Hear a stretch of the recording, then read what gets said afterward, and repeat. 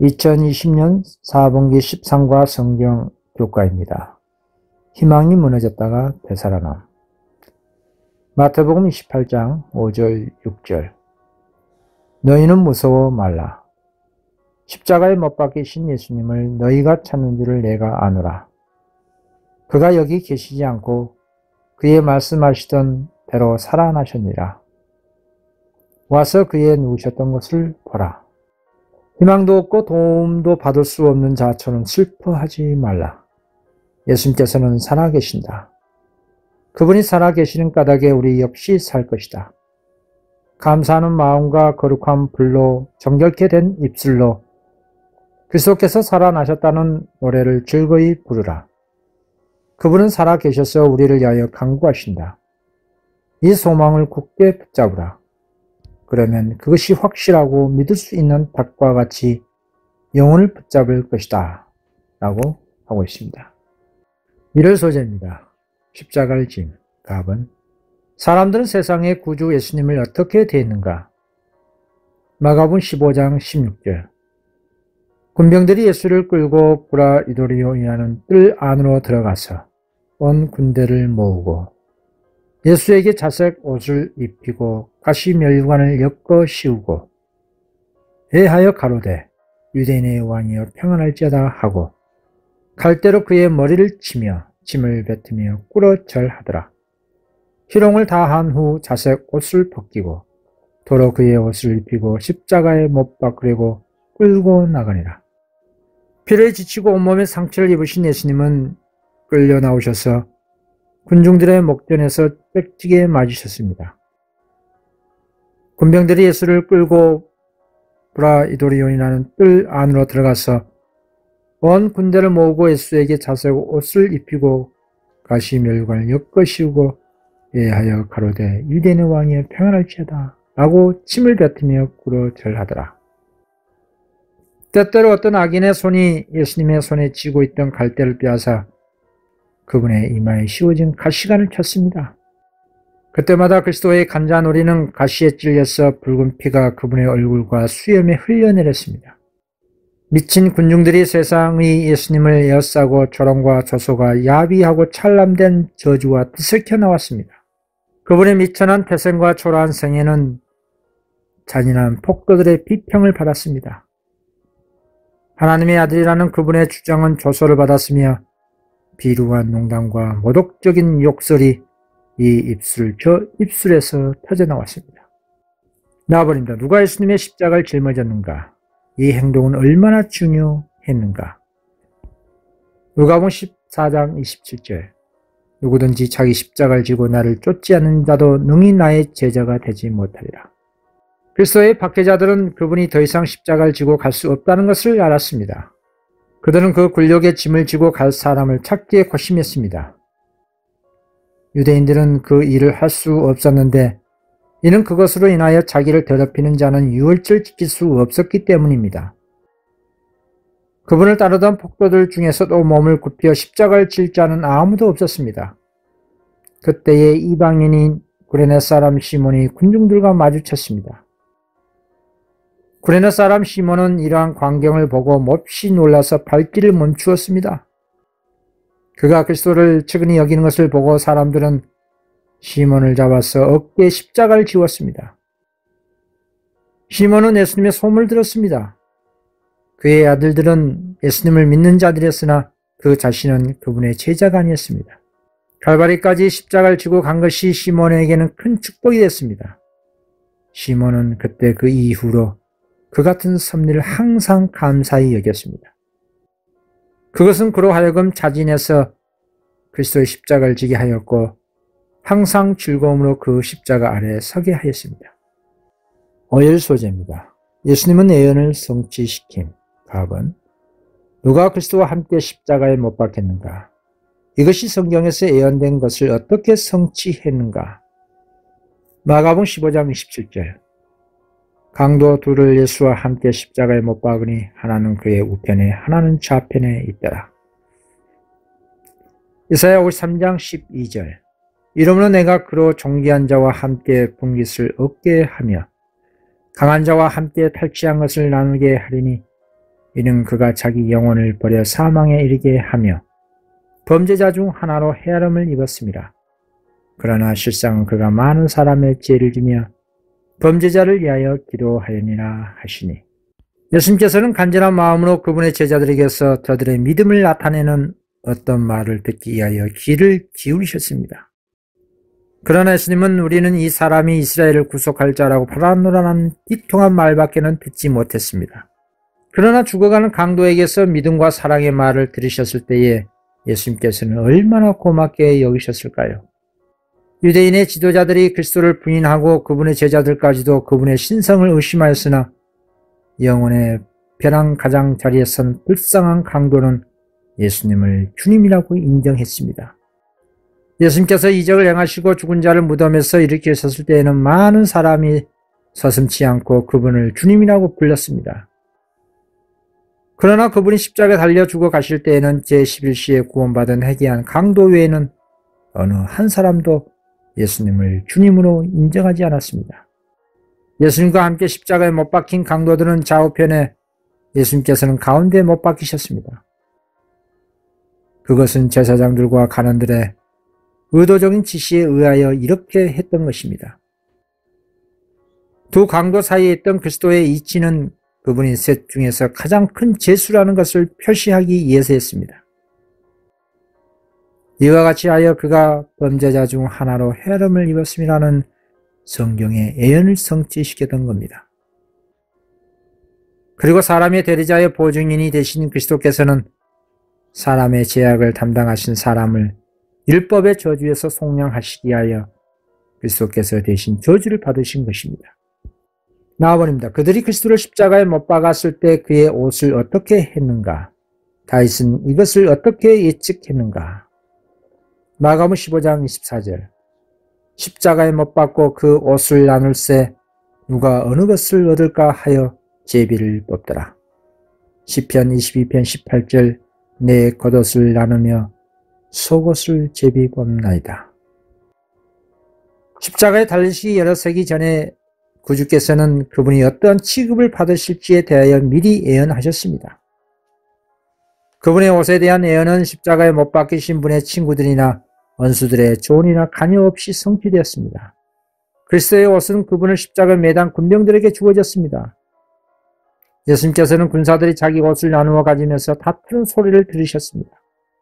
그분의 속옷은 연대가 없이 통으로 짠 것이었으므로 그들은 말하기를 이것을 찢지 말고 누가 얻나 제비 뽑자고 하므로 예언이 성취되었던 것입니다. 다른 예언 중에서 예수님께서는 해방인의 마음을 상하여 근심이 충만하니 궁일이 여긴 자를 바라나 없고 아니할 자를 바라나 찾지 못하였나이다. 저희가 쓸개를 날 식물을 주며 갈할 때 초롬하셨다고 말씀하셨습니다. 십자가에 달려 죽음의 고통을 당하는 자들에게는 고통에 대한 감각을 마비시키게 하여 마취약을 주는 것이 허용되어 있었습니다. 예수님에게도 그 마취약이 주어졌으나 예수께서는 맛보시고 그것을 거절하셨습니다. 그분은 당신의 마음에 감각을 흐리게 하는 어떤 것도 받지 않으셨습니다. 그분의 믿음은 하나님을 굳게 붙잡아야만 하였습니다. 그것이 그분의 유일한 힘이었습니다. 화요일 소재입니다. 예수님의 마지막 시간. 답은 천연계는 그들의 왕이 십자가에서 죽는 거에 어떻게 반응했습니까? 마가복음 15장 33절. 제6시가 되매 온 땅에 어둠이 임하여 제9시까지 계속하더니 무색물개도 모욕을 당하시고 죽어가는 저희 창조주를 동정하였습니다. 태양은 그 두려운 광경을 목도하기를 거부했습니다. 햇빛이 정오에는 땅을 강렬히 비쳤으나 갑자기 그 빛을 거두어 버렸습니다. 흑암은 장례식의 휘장처럼 완전히 십자가와 그 주위를 완벽하게 뒤덮었습니다. 이 흑암은 3시간 동안이나 십자가를 덮고 있었습니다. 오후 3시가 되어서야 흑암이 사람들에게서 사라졌으나 오히려 흑암은 외투처럼 구주를 둘러싸고 있었습니다. 그리고 노한 번개는 십자가에 달리신 예수님을 치는 듯 했습니다. 나아버님, 예수님께서 돌아가셨을 때 어떤 다른 초자연적인 사건이 일어났는가? 마태복음 27장 50절. 예수께서 다시 크게 소리 지르시고 영원히 떠나시다. 이에 성소 휘장이 위로부터 아래까지 찢어져 둘이 되고 땅이 진동하며 바위가 터지고 무덤들이 열리며 자단 성도의 몸이 많이 일어나되 예수의 부활 후에 저희가 무덤에서 나와서 거룩한 성에 들어가 많은 사람에게 보이니라. 예수님께서 죽으시던 그 순간에 제사장들이 성전 안에서 성소와 지성소 사이를 가로막은 휘장 앞에서 제사 예식을 진행하고 있었습니다. 그때 제사장들은 갑자기 땅이 진동하는 것을 발 밑에서 느꼈으며 해마다 새로 만드는 튼튼하고 아름다운 성전 휘장을 위로부터 아래까지 찢어 휘장이 두 조각이 되어버렸습니다. 성소 휘장이 찢어짐으로 유대인의 희생과 의식을 더 이상 받아들이지 않는다는 것을 나타내 보이셨던 겁니다. 큰 희생이 치러지고 그것이 받아들여졌으며 오순절날 내린 성령은 제자들의 마음을 지상의 성소로부터 하늘 성소로 향하게 했던 겁니다. 그곳에서는 예수님께서 자신의 속죄의 은사를 제자들에게 베풀어 주기 위하여 자기의 피를 가지고 중재하고 계셨습니다. 그러나 유대인들은 캄캄한 암흑 가운데 있었습니다. 그들은 구속의 경륜에 대하여 보존해온 모든 빛을 잃어버린 채 아무 쓸데없는 의식과 희생 제도를 신뢰하고 있었던 것이었습니다. 하늘 성소가 지상 성소를 대신했다는 것을 그들은 지금까지 전혀 모르는 상태가 되고 말았습니다. 그러므로 그들은 거룩한 처소에서 그리스도께서 행하고 계시는 중재로 인한 마지막 속죄의 은사를 받을 수가 없었습니다. 예수께서 운명하실 때 있었던 지진은 한 무리의 무덤을 깨트려 열었으며 그분이 부활하실 때에는 그들도 그분과 함께 일어났습니다. 그들은 하나님의 동역자들이었으며 목숨을 바쳐 진리를 증거하던 자들이었습니다. 이제 그들은 저희를 죽음에서 일으키신 자를 위한 증인이 될 것이었습니다. 10절 소재입니다. 주께서 부활하심. 가번. 누가 나와 예수님께 영광스러운 장례를 치루었으며 그는 무엇을 했습니까? 마가복음 15장 43절. 아리마대 사람 요셉이 와서 당돌이 빌라도에게 들어가 예수의 시체를 달라 하니 이 사람은 존귀한 공의 은이요 하나님의 나라를 기다리는 자라. 비록 죽으셨을지라도 그리스도의 몸은 제자들에게 매우 귀중한 것이었습니다. 제자들은 그분을 영광스럽게 장례하고 싶었으나 어떻게 그 일을 할 수 있을지를 알지 못했습니다. 이런 위급한 때에 아리마대 사람 요셉과 니고데모가 제자들을 돕기 위하여 왔습니다. 이 두 사람은 모두 산헤드린 회원이었고 빌라도와 잘 아는 사이였습니다. 두 사람 다 재산과 세력이 있는 사람이었습니다. 그들은 예수님의 시체를 영광스럽게 장사를 지내기로 결심했습니다. 요셉은 담대히 빌라도에게 나아가 예수님의 시체를 달라고 간청한 것이 허락되었습니다. 요한이 주님의 장례에 대하여 고심하고 있을 때 요셉은 그리스도의 시체에 대한 빌라도의 명령을 가지고 돌아왔고 니고데모는 예수님의 몸에 바를 값진 몰약과 침량이 섞인 향유를 100근쯤 가지고 왔습니다. 온 예루살렘에서 가장 큰 영광을 누리던 자라 할지라도 죽어서 이보다 더 큰 존경을 받을 수는 없었습니다. 제자들 자신도 예수님의 추종자는 사실 공공연하게 드러내기를 두려워하고 있을 때에 요셉과 니고데모는 그들을 돕기 위하여 담대히 나왔던 겁니다. 이때야말로 부자여 존경받는 이들의 도움이 크게 필요되는 때였습니다. 돌아가신 주님을 위하여 가난한 제자들이 할 수 없는 일을 그들은 할 수 있었으며 그들의 부와 세력이 제사장들과 간원들의 적으로부터 제자들을 잘 보호해 주었던 것입니다. 나와버립니다. 안식일에 쉬고 누가 일요일 아침 매우 일찍이 무덤에 왔으며 그들은 무엇을 발견했습니까? 마가복음 16장 1절. 안식일이 지남에 막달라 마리아와 야곱의 어머니 마리아와 또 살로메가 가서 예수께 바르기 위하여 향품을 사다 두었다가 안식 후 첫날 매우 일찍이 해 돋는 때에 그 무덤으로 가며 마태복음 28장 5절. 천사가 여자들에게 일러 가로되 너희는 무서워 말라. 십자가에 못 박히신 예수를 너희가 찾는 줄 내가 아노라. 그가 여기 계시지 않고 그의 말씀하시던 대로 살아나십니다. 와서 그의 누우셨던 곳을 보라. 그래서 십자가 곁에 서 있던 여인들은 안식일이 지나가기를 고대하고 있었습니다.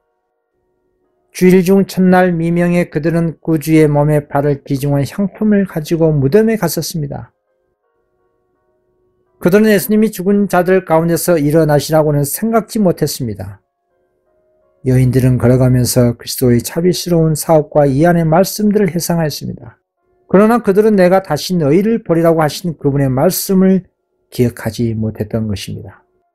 그들은 동상 가까이 이르러 누가 우리를 위하여 무덤 문에서 돌을 굴려주리요 라고 말하면서 걸어갔습니다.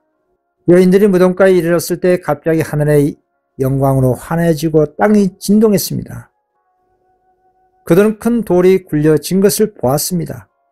그리고 무덤은 비어 있었습니다. 여인들은 모두 다 같은 방향에서 무덤을 향해 온 것이 아니었습니다. 막달라 마리아가 제일 먼저 무덤에 이르러 돌이 옮겨진 것을 보고 제자들에게 알리러 급히 달려갔습니다. 그 동안에 다른 여인들이 왔었습니다. 무덤 주위에는 빛이 비추고 있었으나 예수님의 시체는 그곳에 없었습니다. 그곳에서 우물쭈물하고 있을 때에 그들은 갑자기 저희가 홀로 있지 않다는 것을 알았습니다. 빛나는 옷을 입은 한 청년이 무덤 곁에 앉아 있었습니다. 그는 바로 돌을 굴려낸 천사였습니다. 그는 이 예수님의 친구들을 놀라게 하지 않기 위하여 인간의 모습을 하고 있었던 것이었습니다. 다음입니다. 그들은 다음에 무엇을 해야 했습니까? 그들은 어떻게 반응했습니까? 마가복음 16장 7절 가서 그의 제자들과 베드로에게 이르기를 예수께서 너희보다 먼저 갈리로 가시라니 전에 너희에게 말씀하신 대로 너희가 거기서 뵈리라 하라 하는지라. 여자들이 심히 놀라 떨며 나와 무덤에서 도망하고 무서워하여 아무에게 아무 말도 하지 못하더라.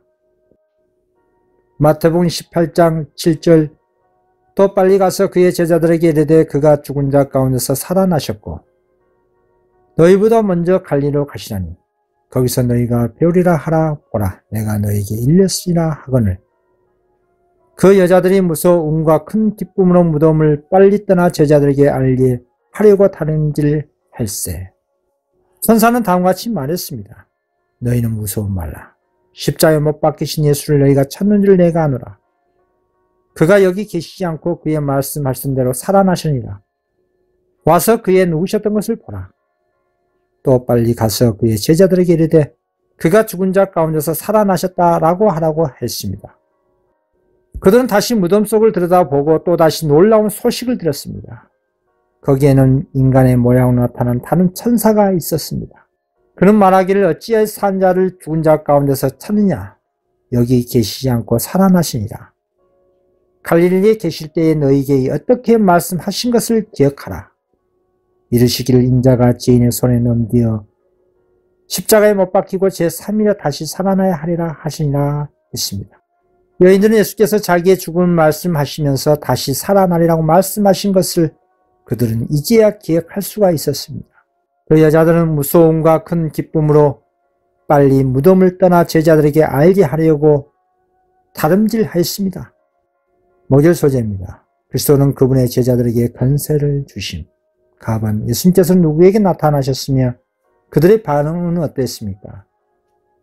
마가복음 16장 9절 예수께서 안식 후 첫날 이른 아침에 살아나신 후 전에 7 귀신을 쫓아내어 주신 막달라 마리아에게 먼저 보이시니 마리아가 가서 예수와 함께하던 사람들의 슬퍼하며 울고 있는 중에 이 일을 고하며 그들은 예수의 살으셨다는 것과 마리아에게 보이셨다는 것을 듣고도 믿지 아니하리라. 그렇습니다. 마리아가 무덤에서 돌아섰을 때 예수님께서 가까이 서 계신 것을 보았습니다.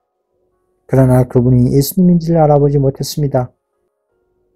그분은 부드러운 목소리로 그녀가 왜 그처럼 슬퍼하는지 그리고 누구를 찾고 있는지를 물으셨습니다. 그는 그분이 동산지기인 줄 알고 예수님의 시체를 가져갔으면 자기가 가져갈 수 있도록 시체를 둔 곳을 알려달라고 간청했습니다. 예수님께서는 그분의 특유한 하늘의 음성으로 마리아라 부르셨습니다. 그녀는 그 사랑스러운 목소리에 익숙해 있었으므로 주여라고 부르짖으며 너무 기뻐서 그리스도를 떼어내려 했으나 예수님께서 막으시면서 나를 만지지 말라. 내가 아직 아버지께로 올라가지 못했노라. 너는 형제들에게 가서 이르되 내가 내 아버지 곧 너희 아버지 내 하나님 곧 너희 하나님께 올라간다 하라고 말씀하셨습니다. 마리아는 크게 기뻐하며 급히 제자들에게 달려가 그 기쁜 소식을 전해주었습니다. 예수님께서 부활하셨다는 소식은 저들이 예상하던 것과는 너무나 달랐으므로 그것을 믿을 수가 없었습니다. 그것이 사실이라면 얼마나 좋을까라고 그들은 그렇게 생각했습니다. 그들은 사두개인들의 교리와 소위 과학적인 이론을 매우 많이 들어왔기 때문에 부활에 관하여 그들의 마음에 찍힌 인상을 모호했습니다. 그들은 죽음에서 부활하는 것이 무엇을 의미하는지 거의 알지 못했습니다. 그들은 그 큰 문제를 받아들일 수가 없었습니다. 나아버립니다. 그리스도의 제자들에게 어떤 사명이 주어졌으며 그들은 어떻게 반응했습니까? 마가복음 16장 15절 또 가라사대 너희는 온 천하에 다니며 만민에게 복음을 전파하라. 믿고 침례를 받는 사람은 구원을 얻을 것이요 믿지 않는 사람은 정죄를 받으리라. 하늘 보좌에 올라가시기 직전에 예수님께서는 제자들에게 사명을 맡기셨습니다. 그분은 하늘과 땅의 모든 권세를 내게 주셨으니 그러므로 너희는 가서 모든 족속을 가르치라. 너희는 온 천하에 다니며 만민에게 복음을 전파하라고 말씀하셨습니다. 제자들이 이 말씀의 깊은 뜻을 깨달을 수 있도록 이 말씀이 여러 번 반복되었습니다. 높은 자나 낮은 자나 부자나 가난한 자를 막론하고 땅에 거하는 모든 거민에게 하늘의 빛이 밝고 힘있게 비춰야만 하였습니다. 제자들은 세상을 구원하는 사업에서 저희 구주와 동역자가 되어야만 하였습니다. 이 복음 전도 사명은 그리스도께서 다락방에서 12 제자들과 같이 모이셨을 때에 그들에게 하신 말씀이지만 이제 그 말씀은 오늘날 더 많은 사람들에게 주어질 것이었습니다. 이번 성경 교과 공부 마치겠습니다. 감사합니다.